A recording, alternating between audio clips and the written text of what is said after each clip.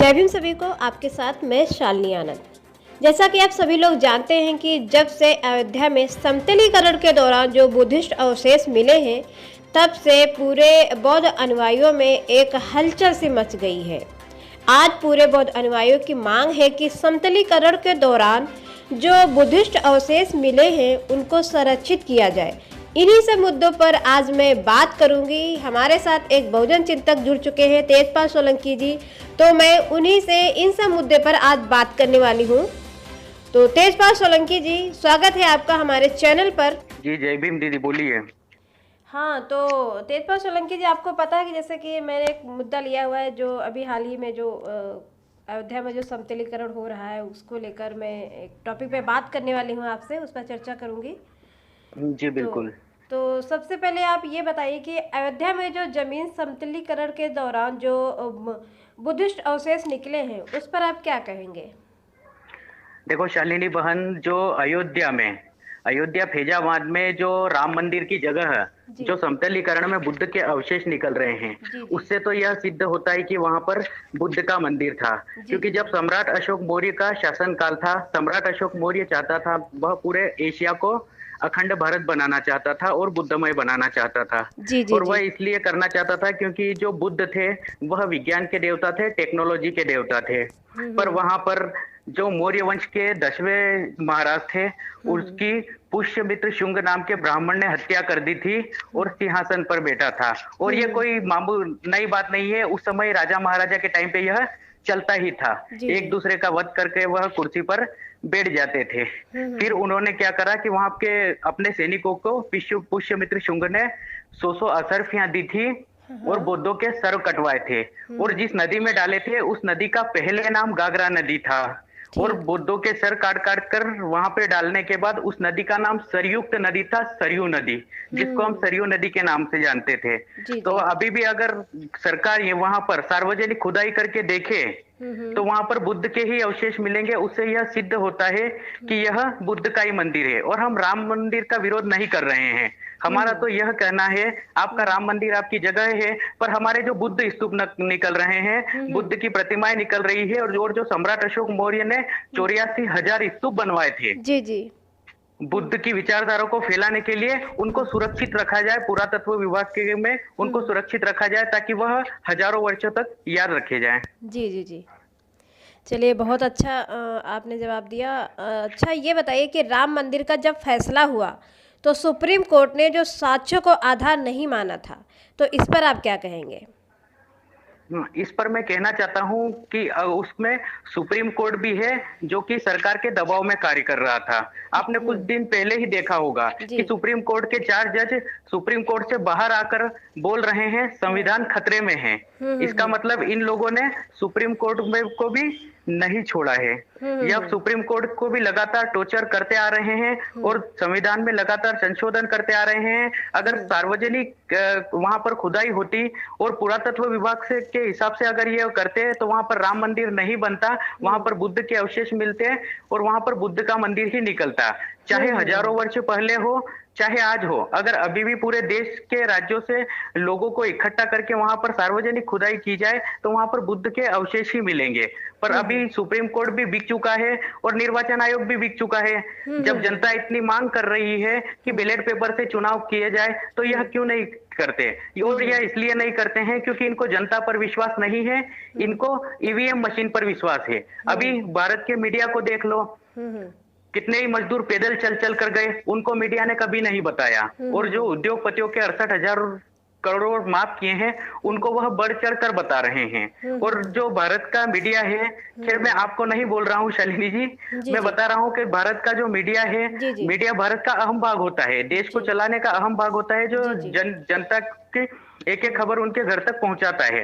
पर भारत का मीडिया दिन भर सिर्फ बीजेपी के नेताओं की ही तारीफ करता रहता है, जो चंद लोग हैं। और मैं तो माननीय नरेंद्र मोदी जी से भी कहना चाहता हूं और योगी आदित्यनाथ जी से भी कहना चाहता हूं, अगर आप इतने बड़े राम भक्त हो तो आप रूस और अदर कंट्री में जाते हो, वहां पर बुद्ध की प्रतिमाएं भेंट क्यों करते हो? क्योंकि वहां पर इनसे राम की प्रतिमाएं कोई नहीं लेगा, वहां पर सब बुद्ध को ही मानते हैं और भारत को बुद्ध के नाम से जाना जाता है। क्योंकि बुद्ध टेक्नोलॉजी के देवता थे, विज्ञान के देवता नेता थे, उन्होंने अंधविश्वास और पाखंडवाद को दूर किया है और विज्ञान की ओर जाने का बोला है।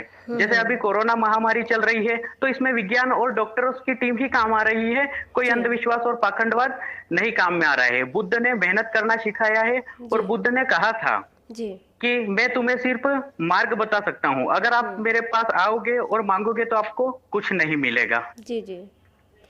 अभी आपने भारतीय मीडिया की बात कही, तो मैं इस पर ये कहूँगी कि पिछली बार जब ये सुप्रीम कोर्ट ने फैसला दिया था राम मंदिर का, तो उस पर पूरी मीडिया में यही मुद्दा छाया हुआ था कि रामलला का मंदिर बनेगा और राम मंदिर बनेगा।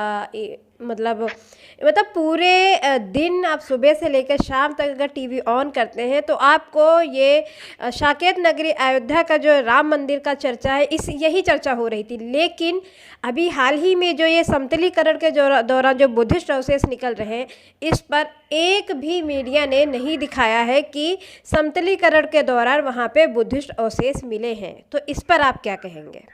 यह इसलिए नहीं बताएंगे क्योंकि जो भारत का मीडिया है वह पूरी तरीके से बिका हुआ है। दिन भर अपन सुबह चैनल जब चालू करते हैं ना, तो सिर्फ माननीय नरेंद्र मोदी जी की तारीफ, बीजेपी की तारीफ और ये जो इनके नेता हैं उनकी ही तारीफ दिन भर ये करते रहते हैं। जब हम सुबह सुबह रिमोट से टीवी चालू करते हैं तो वहां पर बहुत सारे महात्माएं दिखते हैं जो प्रवचन देते हैं।